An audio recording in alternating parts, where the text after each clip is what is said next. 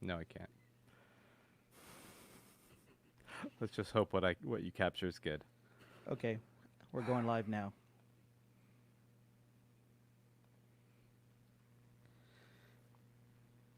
Stardate 9781553. Welcome back to Star Trek Discovery Pod, the number one podcast about homicidal fungi. Does that work? My name is Mike Moody, and with me is Mariah Gossett. And Grant Davis. guys. Tonight we are social distancing live. We're typically hanging out in the studio together, but we are now in our homes and connecting via the internet. So, if Being the responsible humans. being responsible humans, unlike so many people in my family who I'm not touching or getting near during this no. time. Yeah. But luckily they don't live in my town.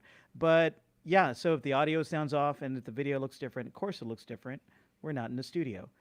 We don't want to give each other the virus. We don't want to be gross, right? Nah. Nah. We don't want to be those Yeah. people. We don't want to be those spring break people out in Fort Lauderdale Oh my touching each God. other, getting all sweaty on each other. Gross. Okay, this episode of Picard, tonight we're breaking down episode 9 of Picard.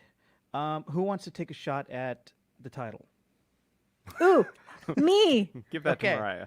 Et in Arcadia Ergo. AKA set him up this week, knock him down next week. Maybe. This episode was written by Chabon and Eilert Waldman. Well, I can just say Waldman. I think. Waldman. Yeah, Waldman, yeah. that sounds correct. Directed by Akiva Goldsman, the new CEO of New Trek LLC. But before we dive into episode 9 of Picard, I want to remind all of our audio-only listeners that we're streaming the pod live on YouTube every Thursday evening at 9 p.m. Central during Picard Season 1. So one more week. Maybe we'll do another pod right after that. You can watch us live on the internet, ask us questions in the chat, be a part of the live discussion, so please subscribe to our YouTube channel. You can find a link to it at StarTrekPod.co and watch us live. Do it. Also, if you're watching the live stream tonight on YouTube, make sure you post some questions. Also, if you're in our Slack channel, you can post questions there. I'll keep an eye on that throughout the show. Just make sure you tag your questions with the word pod in all caps, or you can just tag us at Star Trek Discovery Pod, and we'll try to keep track and definitely put those questions towards the end of the show, and we can dive on into those. Also, before we go any further, I forgot to say Clyde's not with us tonight. And Clyde's Yeah. okay. He's not sick. He's just working tonight. He had to work. So he'll be back next week, we hope. Right. Also, please visit StarTrekPod.co, like Mariah said, to subscribe to every episode of the podcast and leave us those 5-star reviews. Grant, how else can people help this little baby podcast? You guys can go to patreon.com/Star Trek Pod. Go there and make a per episode donation. Give us $2 an episode. You can come join us on our private Slack channel. And this isn't the end. I know we're nearing the finish line of Picard, but we have plenty of Star Trek Discovery Season 3 coming right up. And we're going to have the animated series to discuss, a whole bunch of things. We'd love to have you guys over there. Come join us. Patreon.com/Star Trek Pod. And I think during this time of social distancing, I want to do a lot more Patreon episodes. I want to go back and watch some movies and do some commentary on that. Mariah, I'm hoping you can join me on that. Yeah, I'm down. Social distance watch parties. Also, if it's not clear, we can see each other. Yeah. I can see both of these people right up here. Woo, hanging out. It's like Brady Bunch. Yeah. Or we can do this. Oh no, that view is not okay. More face. For the Face. audio only listeners, they've just zoomed in Face. on all of our quarantine social distancing faces, which obviously look like we have not seen the light of day or have the nice lighting kits that the studio did. Yeah. Grant, if you want to join us on any of the Patreon stuff, I know you don't like to watch the old stuff, but if you ever want to, the door is open. No, never. Okay. Episode 9 of Picard. at Ego, Nailed it. who's got some hot frakes. Hot freaks. My kids are sleeping in the house. That was the best. That is fantastic. For those just joining us, Grant usually screams hot frakes at the top of his lungs. Then we do our hot takes or hot frakes, as it were. But now I'm usually at a studio. We're usually at the studio Yes. together. Now his kiddos are sleeping. All right. Responsible hot freaking. All right. Grant, what's your hot frake on this episode? You know what? I thought that it started out kind of meh. Grant, you're wasn't really- touching your face. Oh, I thought that it started out kind of meh, but as it progressed, found myself liking it more and more. I thought that the cliffhanger at the end was kind of interesting for the ramifications of, or like a culmination of a lot of what Picard has been preaching to us about his philosophy, the philosophy of the show, where people stand if they're backed up against the wall, and how they should put their trust in the good of humanity, or I guess it's not just humanity, being kind. So I ultimately walked away from this liking it, but the beginning it felt sloppy. The editing was really weird in places. Like, I didn't know if they wrote one story, filmed it, and then they're like tried to make another story out of that again. It was weird. But yeah, at the end, I think I'm on board for us nearing the finish line. Mariah.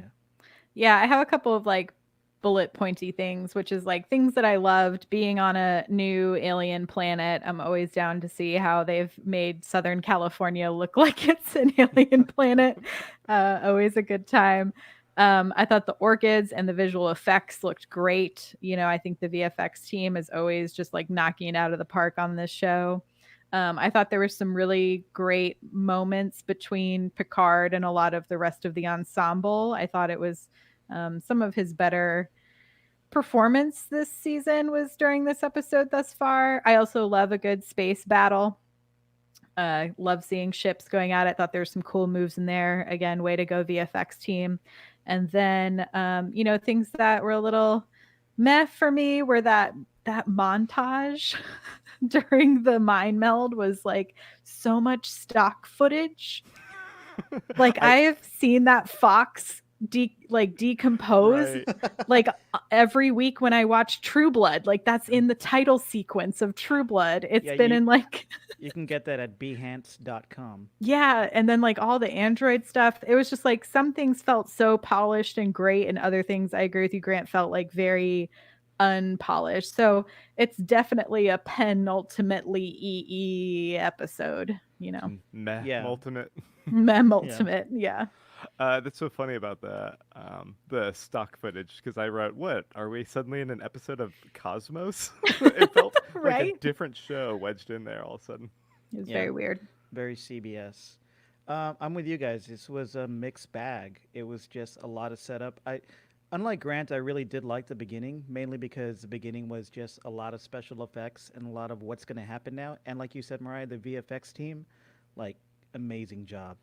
This looks as good as any of the greatest, like, CGI-filled effects episodes of Discovery did. Like, it's just so good. And the orchids were amazing. I love the design there. That was a Agreed. great concept. So, all in all, it looked great, and it had a really had a very feature feel, feature film feel to it. Even when they got out of space and landed on the planet, just the effects to give the Southern California or Northern Canada, wherever the hell they were, to make it look like an alien planet. They really did a great job there. But yeah, I really like what they were trying to do with Picard, trying to really attach us to him emotionally in this episode more than ever, it seemed like, because he addresses the fact that he's dying in a very Picard way at the beginning. Like, I'm dying, don't touch me, don't talk about it, let's go. Very Picard. Keep your distance. I don't love you, people. Get out of here. Get out. Let's not talk about it. But there were some great moments. Even though he did that, he tried to social distance himself. I apologize. That's the last time I'll say that tonight. He tried. I He bet tried it to distance isn't. himself from everybody, but he had some really great emotional scenes with Raffi, with Elnor. Even he told Elnor, "I am proud of you." Told Raffi, "I do love you." Um, Even with Girardi and Rios is always looking up to him, and it just seemed like this crew, if they are going to continue with Picard in season 2, it seems like they're really, really gelling now, and kind of becoming a family. So I like that a lot. The overall plot of meeting the synths and the synths turning out maybe to be evil, yeah, whatever. It just didn't thrill me. It didn't surprise me. The characterization of the synths was kind of pretty boring. Not nothing too exciting going on there. Some of them had the data grease paint. You know, it just It wasn't felt almost fun. like, but I mean, to me, it made sense because you had two old mad scientists essentially just making a planet full of sex robots, and that's what they did. I Like, mean, they're all very attractive. right? Like they Yeah, were all like overly attractive and these like it's like they all are on vacation in Palm Springs. They've got their like pantaloons on that waft in the wind. They've all got perfect tans. They can't die. They can't age. you see what you're saying now reminds me of those old cheesy TNG episodes where they would land on a planet with a bunch of perfect people who Right. are just very bland and boring. And that's not what we need in 2020. That's that is what we make. Those are the episodes we make fun of now, and now we're watching one in 2020. Yeah, I'm hoping they take like a hard turn and when we get to crackpot theory land, I'll give you all my crackpot theory about why I think this Hmm. might all come around, hopefully. Okay, well, let's dive a little deeper into this episode. And I just watched this, like, I finished watching it like 2 minutes ago. I had such a busy day. I know you guys probably took better notes than I did. So I'm going to kind of rely on you guys to kind of lead this a little bit. And also because I'm lazy. So let's dive deeper into it. Just walk us through it, guys. Yeah, well, I was going to start with the title. Mm-hmm. So, Mm. I had a nice art history nerd moment here. So, I'm going to refer to my notes because I wrote a bunch down. So, Et in Arcadia Ergo or Ego is a painting that has been done twice, just like Data's painting of his daughters, plural, unplural. The title of it also refers to the fact that even in paradise, death is present. So if you've never seen the painting, it's essentially all of these like very attractive people crying over a grave. And it's supposed to be this like, it's by Nicolas Poussin, who was a French high Baroque painter. And the high Baroque period was all about like taking realism to the extreme. So instead of like Renaissance paintings where everyone is like, pretty close to real. Everyone is like real to the extreme in that like they have extra muscles in it, or if they're ugly, they're extra ugly, and like everything is just taken that one step further. And so I thought that was like an interesting thing to think about when they refer to how Soji has small like imperfections, right? So she has like a mole and she has little things like if she's hungry, she eats and like all of those things that made Girardi get really excited. And so I was like, Soji is like the Baroque painting of synths, whereas like all of these other people on the planet are these like idealized Renaissance versions, right? And so I thought that was like an interesting thing to sort of think about in relation to the ideals of humanity over perfection, and then also the idea that even in paradise, death exists, which when you think about the fact that they're like, no, we're going to destroy all organics because we are perfect and we can't age. Like this painting essentially is like, nah, dog, death comes for everybody. Like, so anyway, art nerd moment done. Very nice. Very good. Um, I really liked it when Rio said puta madre at the beginning. I don't Yeah. know. It just took me back to Brownsville, Texas, where I grew up. But that's okay.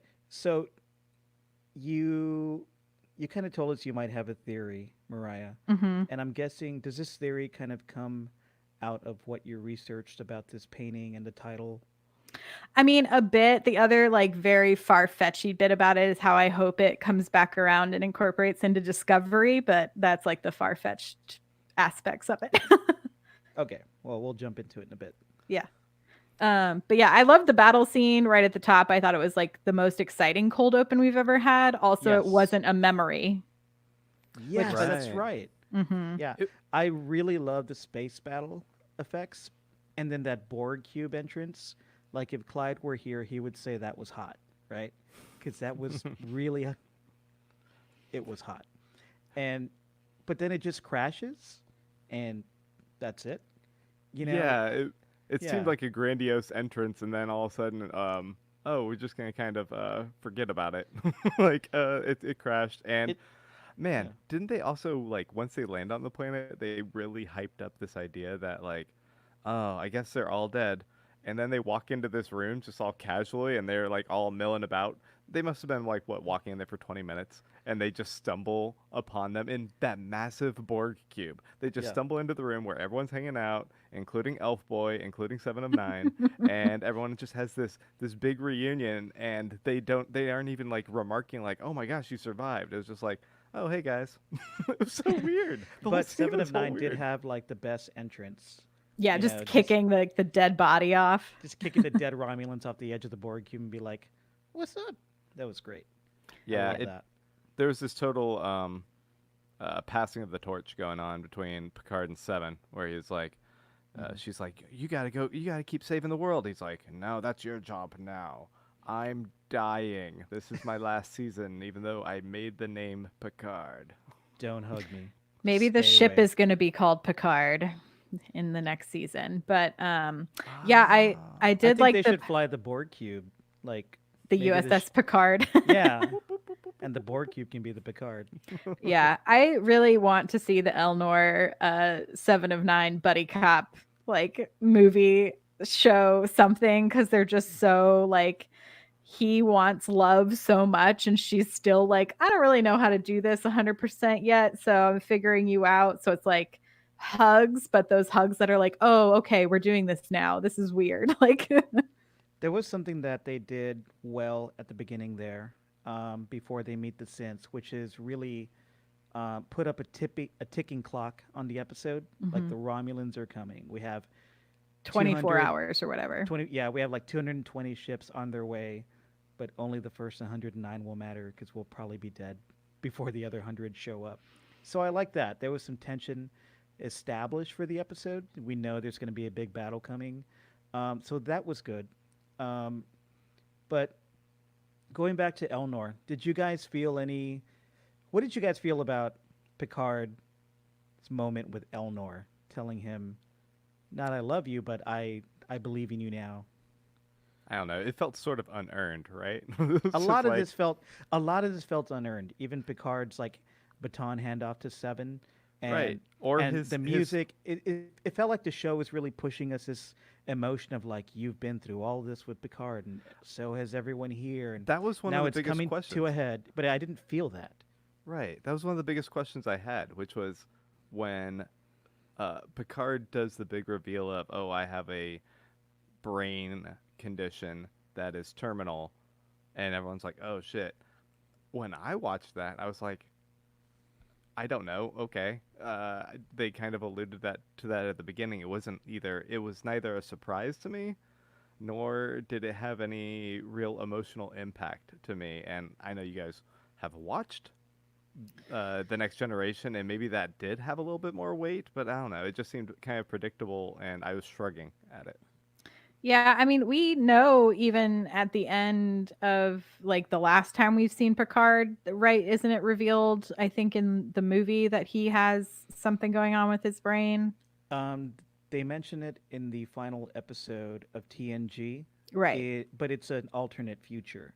So when he gets out of that alternate future, there's a possibility that he might have some kind of syndrome that will kill him that has to do with, his brain. Yeah. But that's not confirmed. But apparently it is here. I'm not sure if it's the same thing. To be clear, I did say earlier that I appreciated all these emotional scenes that Picard got one-on-one with most of the cast members here. But I think what I was really responding to was the acting. I thought the acting was really good. But in terms of like the show getting me emotionally where it wanted me to be in those scenes, I just wasn't there. It didn't feel earned. I think especially because like Elnor hasn't been with Picard for like 3 episodes now. So even like the relationship that they do somehow have has felt so distant. I don't know. Yeah, I can see your point, Grant.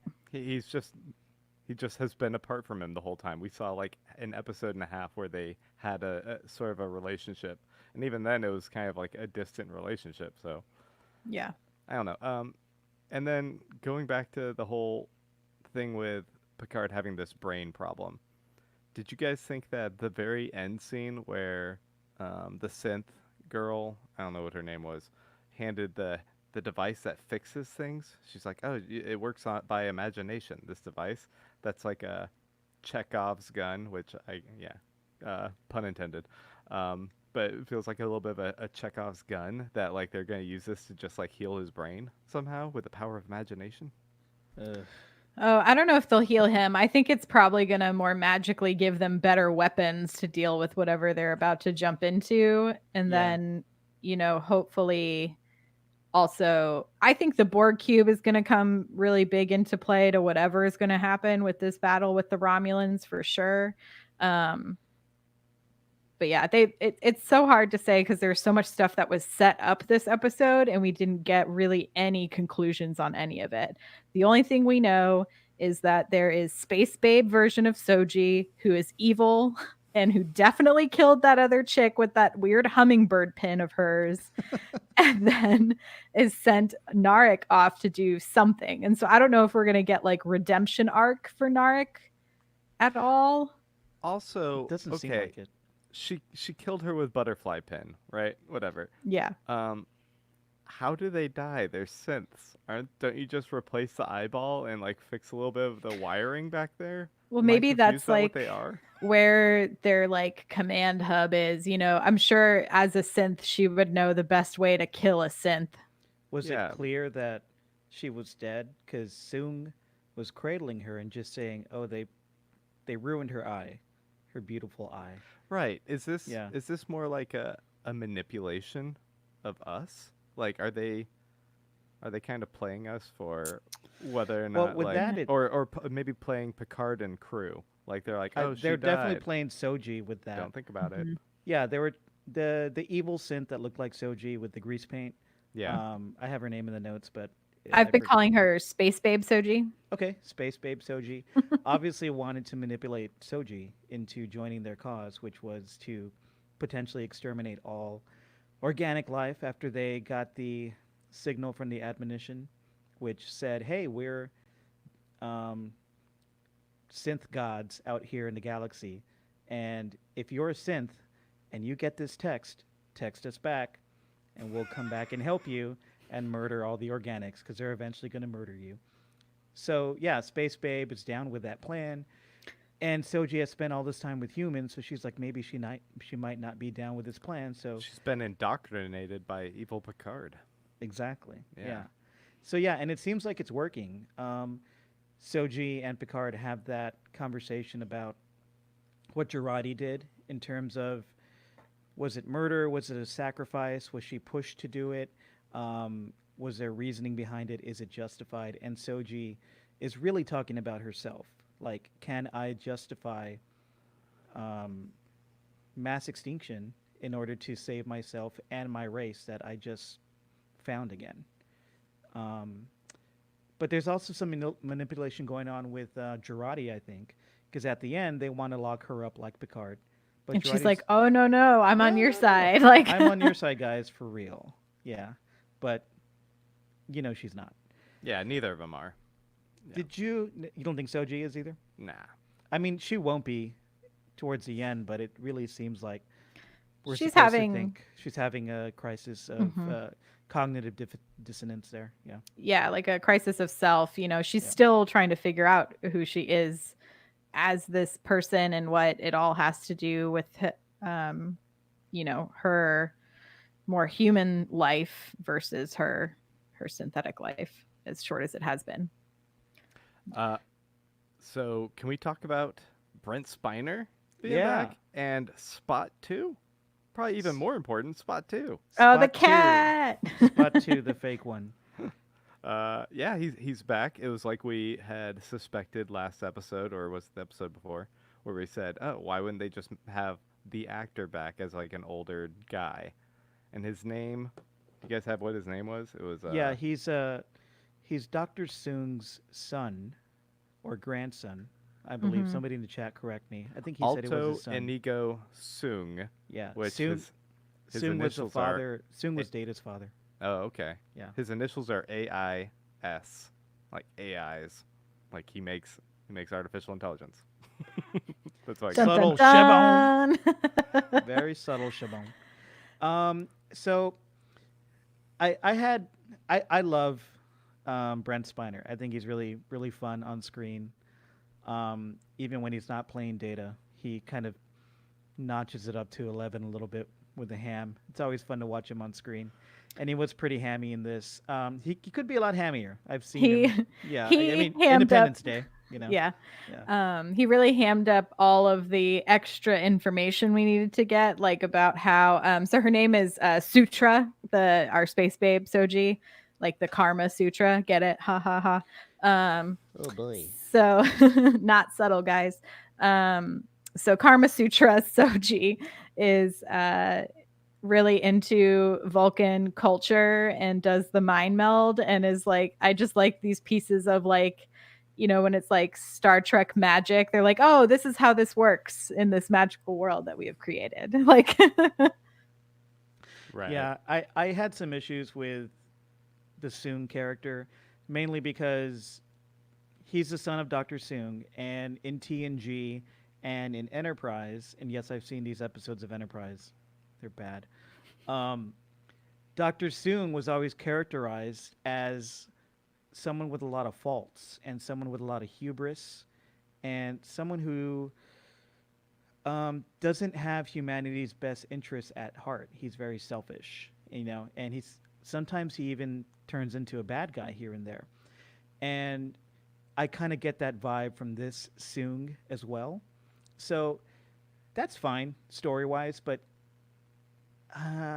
it just didn't gel for me because I wanted to see Brent Spiner back, and I wanted to like him and like his character, but I don't trust this guy. I don't like him. Please kill him. Bring me Data back. You know? haven't seen his brother though, his twin brother. It's twin brother. Yeah. Who will have an evil mustache and be delightful. Well, what's interesting is that, and I don't know if they're keeping this canon, but I think it was an Enterprise where Dr. Soong did something to his DNA. And it might have been a throwaway line where he's like, "Now all my my offspring will be geniuses from now on because I've augmented my DNA." So maybe he made his sons crazy, and we're going to see that play out here because the guy does seem a little unhinged. yeah. And I'm wondering, so I think Dr. Girardi, well, one, she's made the choice to stay, but she's kind of staying to help this guy transfer his memories because he's like, I'm going to die soon and I want something that can hold and mind meld and take all of the knowledge that I have. And so I hope that then we're getting a weird Data-esque synth out of that will then live on, and maybe because there's a piece of Data's DNA that is used in creating all of these synths, we get like this fun Data character back. Yeah, that would be great. If I don't necessarily want Data back, but I just want a Data-like character or a Right. character that Brent Spiner can play that That you can like. I can have a beer with. Yeah. So maybe we'll get that.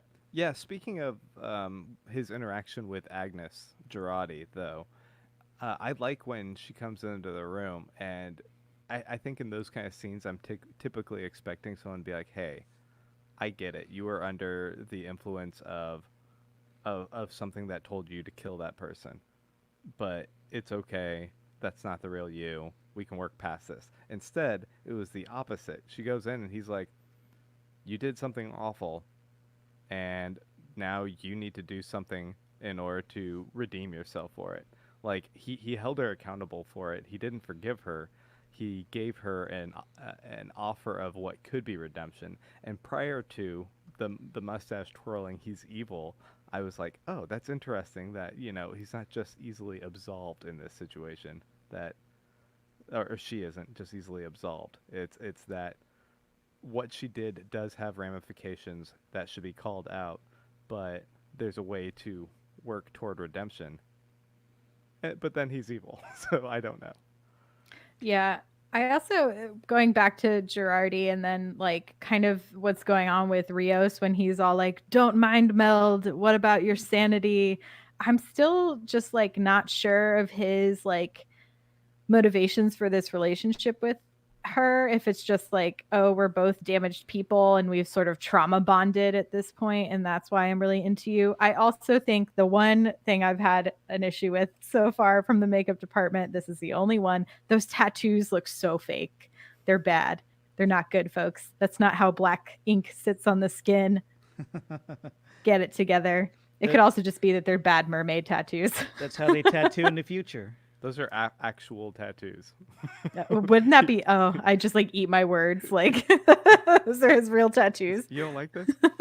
I love when they first get to Robot City and Rios once again just finds a kid kicking around a soccer ball and he gets to go ahead and kick around a ball real quick and kick it back. I was like, yeah, of course. He's so casual about everything right now, except for the Girardi thing. But Yeah. everyone's freaking out, and he's just like, I'll kick a soccer ball. Boop. He reminds me Yeah. of Tony Shalhoub in Galaxy Quest, where he's just high all the time. Yeah. He's just like, oh, okay, whatever.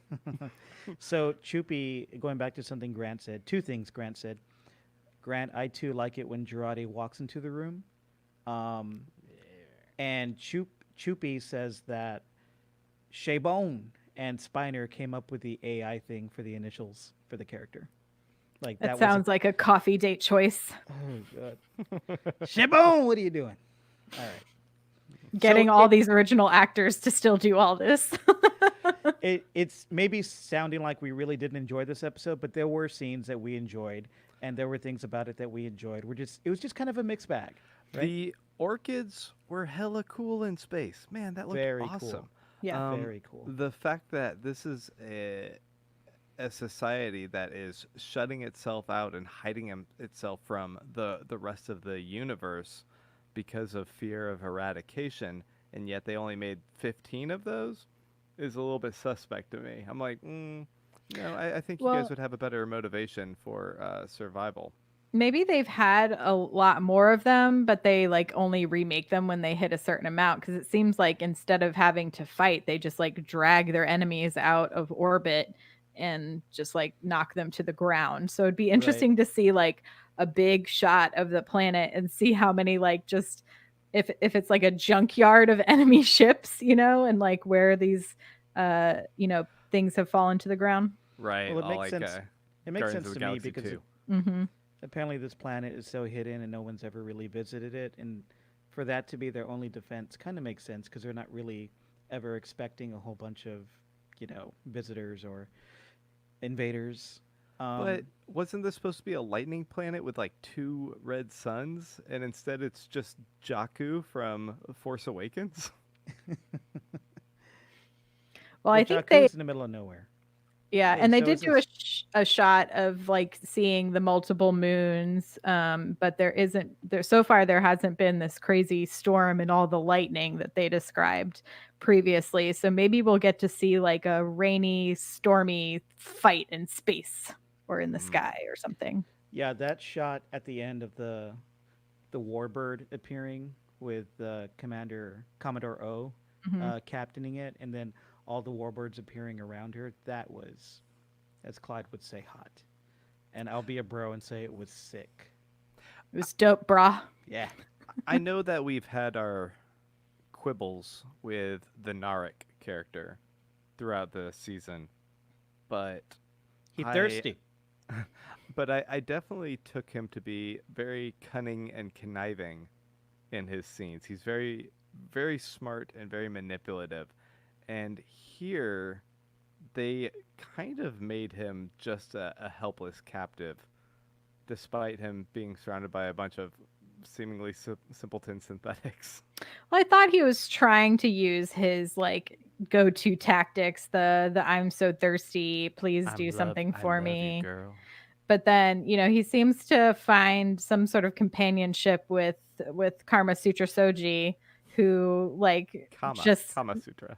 just like mounts him. I wanna say right now, there's a whole argument about the Kama Sutra going on in the comments or in the live chat. Since you mentioned that. You're welcome. Yeah. So we'll just let that happen. Yeah, and I mean, in this, if we can let that happen, but I also know in the Slack channel, some of the other folks today were talking about sort of an issue with women characters, particularly throughout this season of Picard.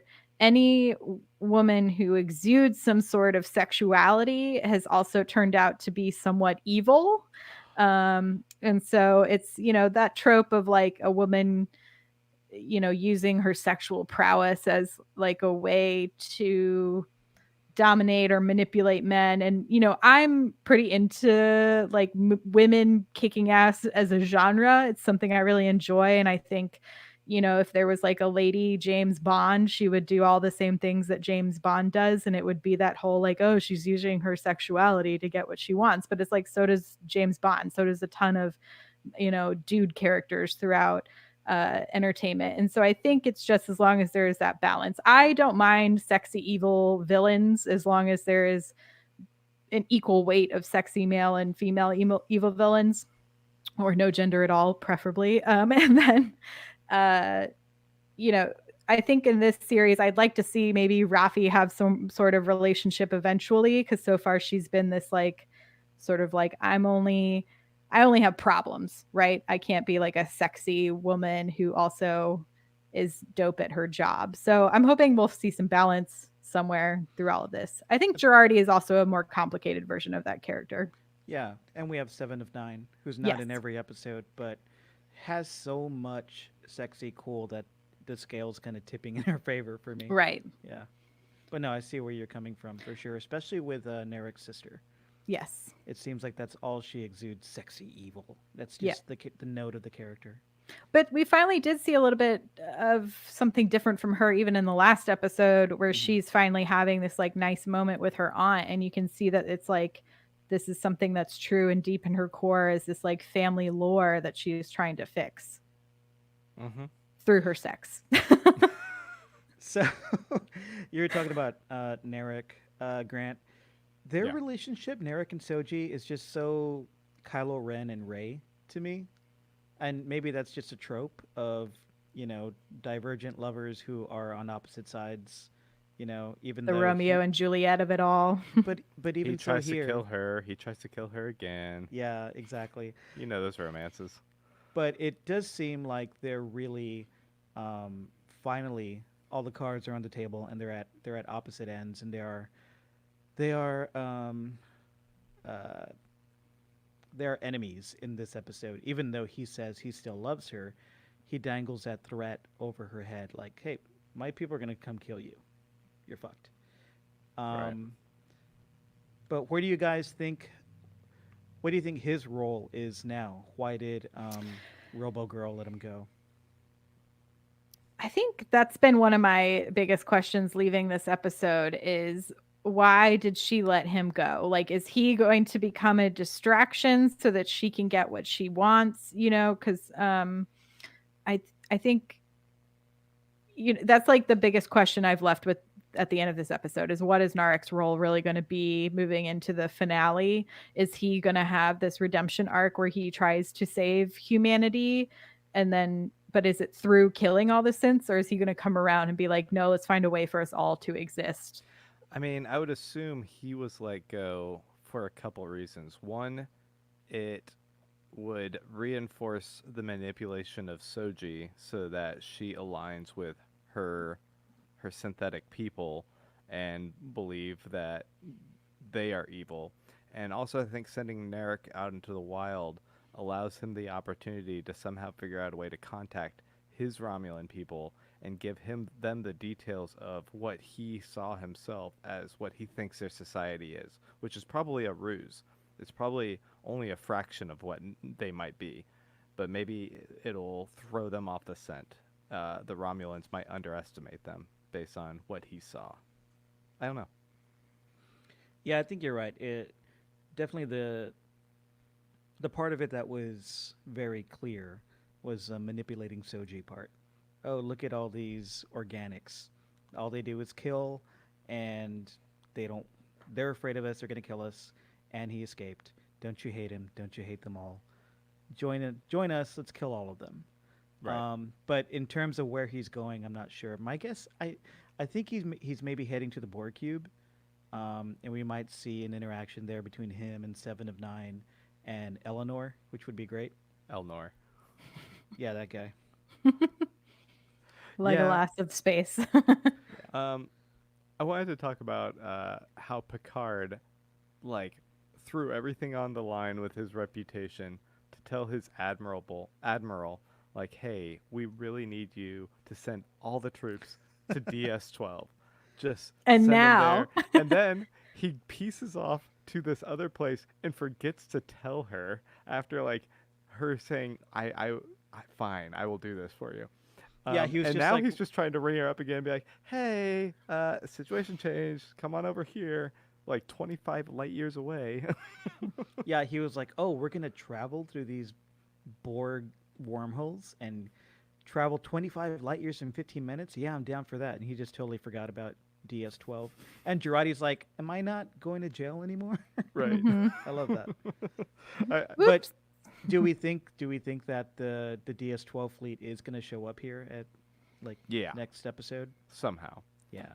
I think that Picard, looking at this as like he made first contact with these people, and he still has these pure visions of what Starfleet is, are going to kind of come into collision with the inside moles that the Federation has, and the overall problem with how they are unable to actually guarantee that ideal that Picard fights for. I mean, the clear example is the eradication previously of the synths and the lack of protection they offer to the Romulans. And so now you have those two groups at war with each other, and the Federation, who has failed both of them, is suddenly going to come in there and be like, "Ooh, awkward. I screwed you both over." I mean, I wouldn't. What if this is a great manipulation to have both of those forces join forces against Starfleet? Oh, dang. Right. So, do we want to hear Mariah's crazy crackpot theory corner? Because it kind of. Yes. Yeah, let's jump to theories. Okay, so I am like, what if this season ends with them actually wiping out all organic life? And so when Discovery hits the end of that wormhole thing they jumped into, they hit the next planet. All that's left is synthetic life, and they have to figure out a way to go back in time and save all of humanity. Dude. Okay. I like it. I like it. That would be pretty amazing if this just perfectly dovetails into what that story is. I mean, it would make this one better. Wouldn't that be dope? Yeah. Yeah, if we can get if time travel does come into play and we can get a redo of this season, I'm down for it. 'Cause, Yeah, it would This be. season's a big mixed bag for me. Well, it would be like, Discovery comes in right at the end of the battle and they're like, wait, we fixed everything. Anyway, it's, again, crazy theory time. But Dude, okay, I love that. I love that. Man, if they had the foresight to know that, like, what we need is a misleading extra season in between seasons 2 and 3 of Discovery, and we'll say we're doing a whole new series called Picard, but what if it's one season of Picard, and then they'll take some of that cast and maybe roll them into another season, but that next season won't necessarily be Picard. This is all just sort of like a ruse. ruse in order for them to do that.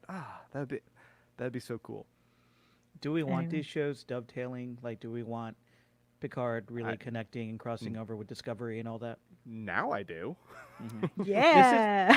Yeah, this is CBS. This is the show where they have like 8 NCISs that all cross over with each other. So, yeah, They if love a good that's- crossover. If that's in the plan, I think that's very much like CBS to do something like that. So it would not surprise me. Oh, So yeah, man. I'm down for that. Okay. That was a really good theory.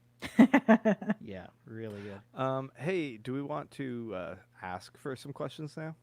Yeah, let's jump into the chat. Let's see if they're still talking about the Kama Sutra. Yeah, they are. Sorry. Hey, chat. If you guys want to take a second and go ahead and toss us some questions, even if you may have mentioned it earlier, just go ahead and post it like new and fresh, assuming that we have not been reading that whole thread this whole time. That'd be the Yeah. easiest for us. I do see one question from Drew Sachs. Yeah. Says, Pod, what happened to Section 31? How could a Romulan take over Starfleet security under their watch? Good question. That's a good question. Maybe discovery and the destruction of all organic life will tell us how all of that happened. Yeah. Maybe Section 31 really dropped the ball when they had Giorgio take over. True. Maybe she was just like, no, I'm going to side with the Romulans. I want Romulan spies in there. And Well, I mean, technically, Commodore O is both. Didn't we figure out she's like Vulcan and Romulan? And so it's, in that gray area that she somehow got to become the head of security, which honestly, in my mind, if she wasn't a spy, does sound logical because she's both logical and can like seriously kick some ass. So if you need a head of security, that sounds like a good idea in theory. right. Christopher Curry says, Star Trek Discovery Pod. It really looks more and more like Soon is lore. You guys are going to have to explain that to me. Because of the way he calls Nunyan father. Feels like Bruce experimented on lore to proto-android synths. This He is lore. calls who father? He calls Nunyan business, I think. I don't know who Nunyan is. Father. Oh, well, Noonien is the guy I was talking about earlier who created Data. Oh, okay. Dr. Noonien Soon. Yeah, and Data and Lore called Noonien Soon father, as this version of this son of Soon does. Who's Lore? Lore is Data's evil twin brother, who I believe we last saw with Hugh back in TNG. Okay. Yeah, Hmm. and he was what Lore was doing last time we saw him. I believe was he was kind of the Borg queen to a mini collective of Borgs who had detached themselves from the collective. What if Lore is the one who's putting out this like crazy beacon message to be like, I have this intense army now of Borg creatures, and now I can protect all synthetic life. I would like that because I really like the way Spiner played Lore. He was a bad guy. He was evil, but he was really fun evil. He was one of those really fun Spiner characters, and it'd be great to have him come back and inject some life into this show. That'd be kind of cool. Very interesting. Mag says, will Geordi show up? I mean, I we're hope kind so. of right at the end. Is there 1 or 2 episodes left? One, and I think it's just it's not like a double episode. I saw somewhere that said 11 episodes this season. I was like, what? I thought it was don't only think so. 10. Well, so on IMDb it says, Yeah, IMDb what did said I 11. just? Oh, yeah, but I think they maybe oh, what are those things? The little mini treks that we get. Oh, they included one of those, rolled it in there? Well, I'm wondering if that's the case. Oh. It also says through 2021, so maybe they're just including he's going to be in episode 2.1. So they're including season 2 episode 1 Yeah, in that count. It does look like the last episode should be next week. Yeah, Correct. The yeah. Hollywood Reporter says 10 episodes. Yeah. Yeah. What were we Morg. talking about before the episode thing? Oh, Geordi, if Geordi's Yeah. going to show up. So LeVar Burton was on set during the Riker episode, the Riker Troy episode. There were a number of photos that the actor who plays Soji tweeted out with so was Michael Dorn. Michael Dorn was there, who plays Worf. Maybe they'll show up as part of the fleet that's coming to help. Right, Like that's in what I'm different thinking. ships. Yeah. Like Admiral Akbar. Everyone will be there. Hope they don't kill him like Admiral Akbar. It's a trap. Don't kill Geordi. Yeah. Uh, Choopy says, OMG, I did not like lore. I think this show has life. Anyway, what did you think of the Rafi Picard scene? I liked how awkward it was. That was a great scene. And I Mhm. do know you hate lore, and I was waiting for this comment, Choopy. Thank you. um, Um, but yeah, yeah, when he says like "I love you," and then he like just like turns and like he walks turned away. is like, yes, very good. Okay, you don't have to say it back to me. Okay, good.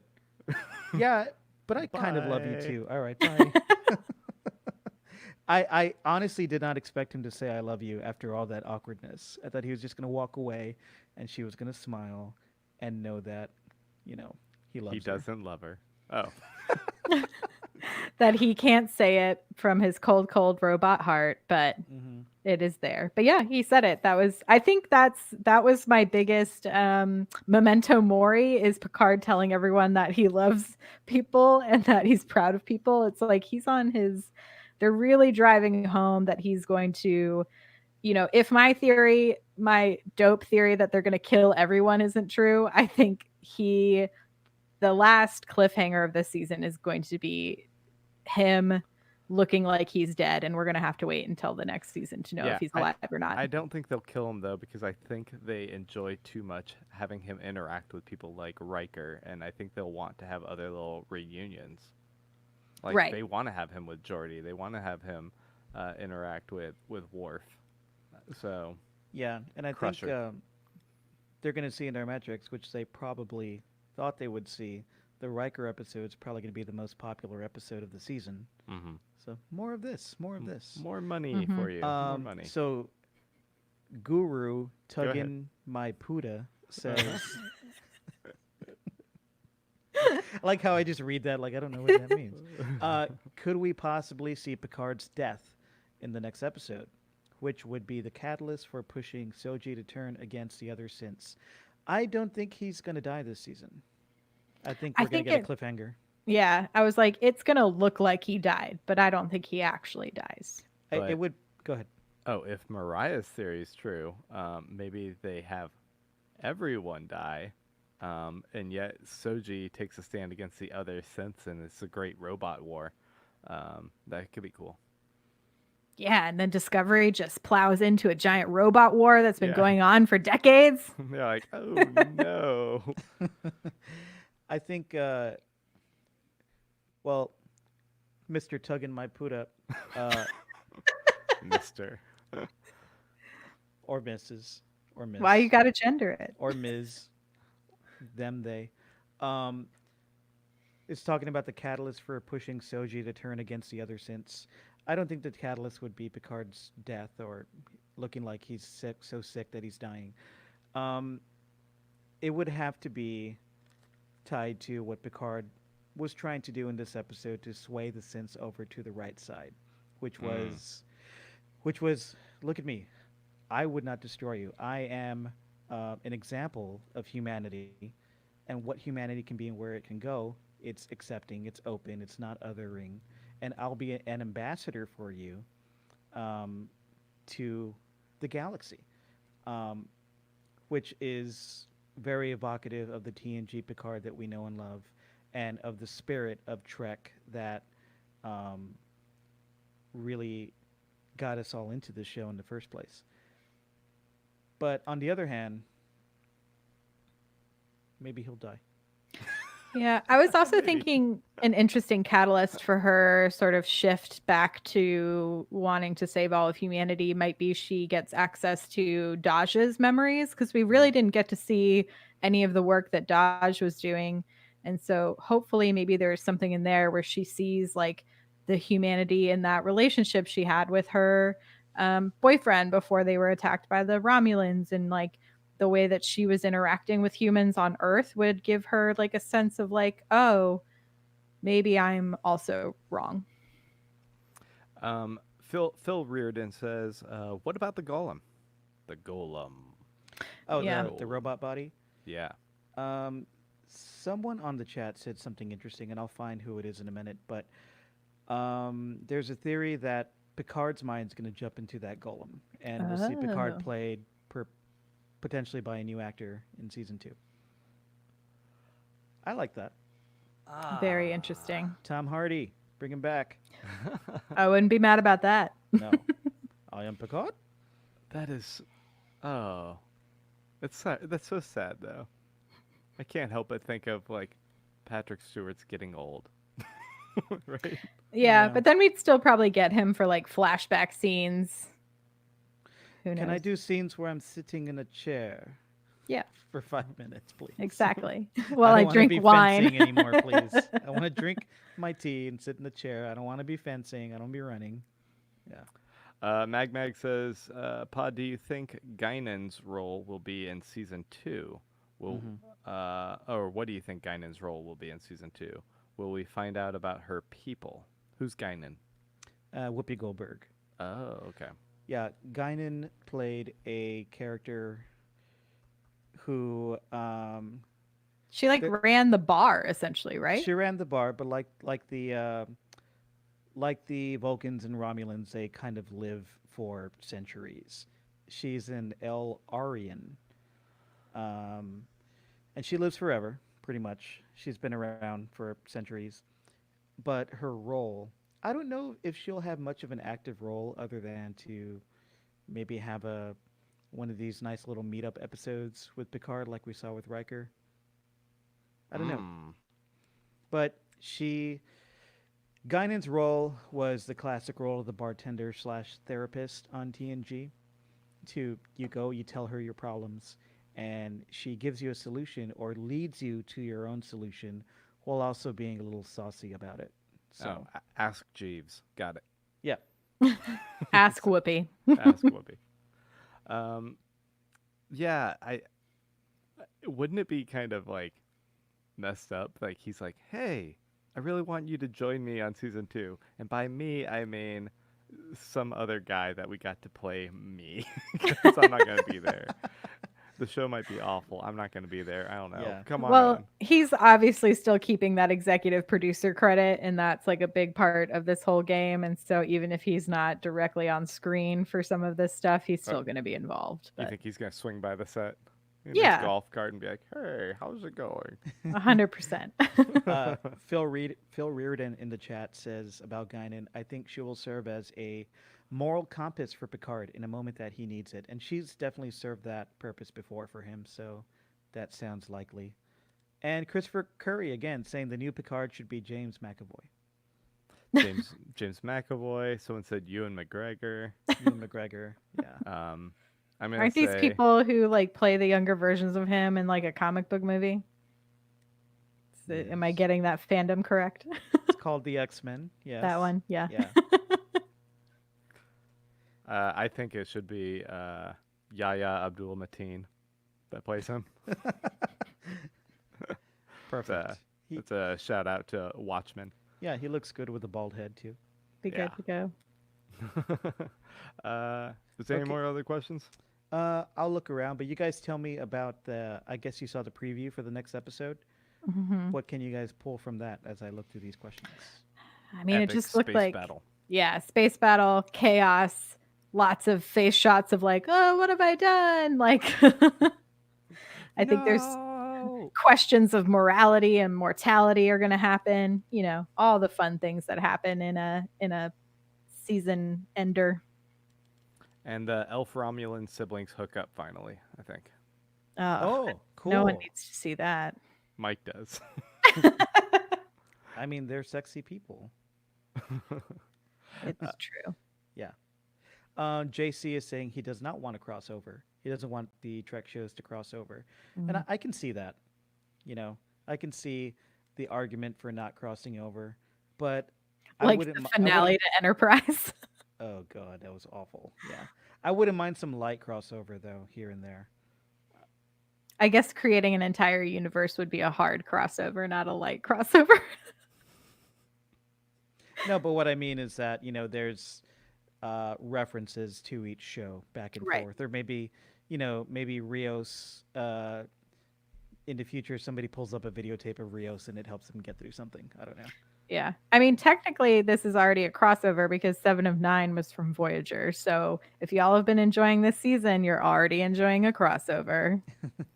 I totally want to see someone in the future pull up a video of Rios like teaching them how to play soccer. here's how you juggle a ball. It's an old Earth sport called soccer. Drew Sack says, Football. "Pod, how can Q allow the super synths to exist and potentially wipe out all life? Isn't their whole thing giving trials to barbarous races?" And I think JC has the best response to that question about Q. It says Q is probably amused by it all.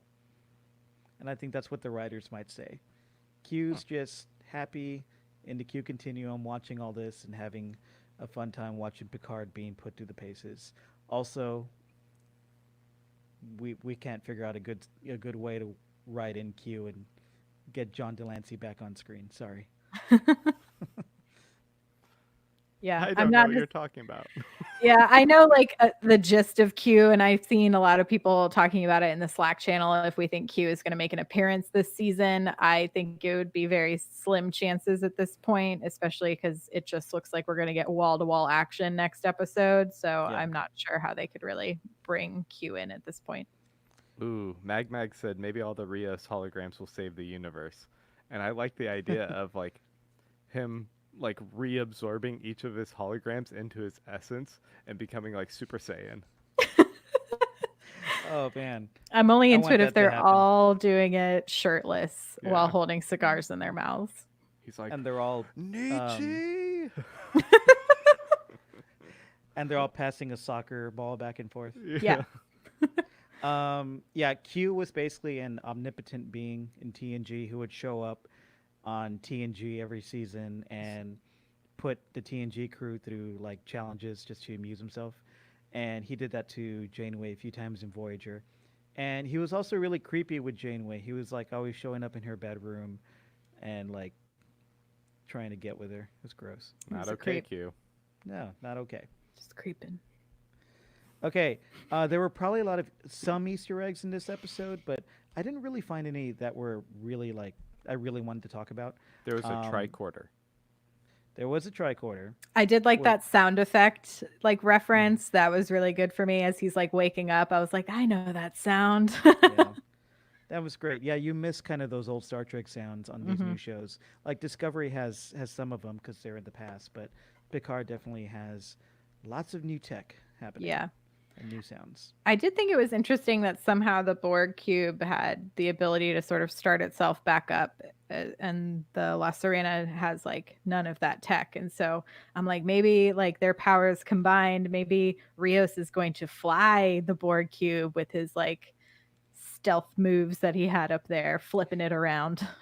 Yeah, I think it would be a great idea for them to be flying the Borg cube and that to be the ship in season 2, and for Rios' ship to be, a little satellite ship that exists inside the Borg cube and can be jettisoned like a runabout for other smaller missions. Yeah. That'd be great.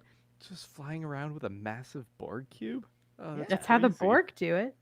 Yeah. And everybody's always surprised when they show up. Oh shit, look at that ship that's the size of a planet, but it's a cube. Oh, man. Okay. Anything else to say about this episode, guys? I mean, I'm excited to finally hopefully get some loose ends tied up next week. I think they've set it up for some great action next week. And yeah, I think the actors are doing a really great job, and A+ work visual effects team. There's no way I'm not going to be disappointed if it doesn't have Mariah's ending. So, thanks. You're Mariah. welcome. Yeah. Yeah, I feel the same way. You screw it. Just tweet it to Chabon. Maybe he'll I'll jump be in. like, listen, I've got an alternate ending. We need to write it in really fast. I'm sure your editors can handle it. Just find him on Insta. He's on Insta a lot, talking to the fans almost True. every week. I'm not sure those editors can handle it. I know. I was like, honestly, I am barely handling all of my editing work right now because everything is over a Zoom call and sounds terrible. Right. So I want to let everybody know that